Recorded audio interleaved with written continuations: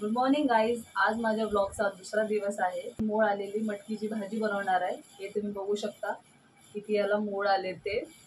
मी आज टिफिनमध्ये मोड आलेली मटकीची भाजी आणि त्याच्याबरोबर भाकरी बनवणार आहे, कारण हे कॉम्बिनेशन त्यांना खूप आवडतं.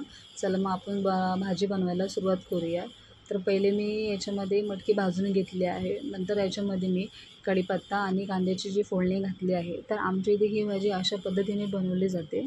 तर तुमच्या इथे ही भाजी कशी बनवली जाते किंवा याच्यामध्ये अजून काही ॲड केलं जातं का, तर तुम्ही मला ते कमेंट बॉक्समध्ये शेअर करू शकता. आणि जसं की तुम्ही व्हिडिओमध्ये बघत असाल की माझा कांदा परतून झाला आहे. नंतर त्याच्यामध्ये मी हळद चटणी पावडर टाकून घेतली.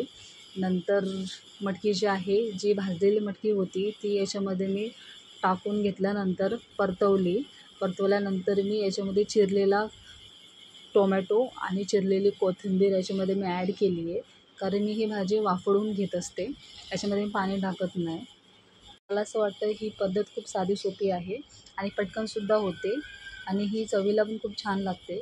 तर एकीकडे ही तर भाजी इथं होते, तर दुसरीकडे इथे मी पीठ मळून घेते. तर पीठ मळत असताना मी पीठ चांगलं मळून घेते, कारण पीठ जास्त वेळ मळून घेतलं की भाकरी मऊसुद्धा होते आणि भाकर फुगतेसुद्धा.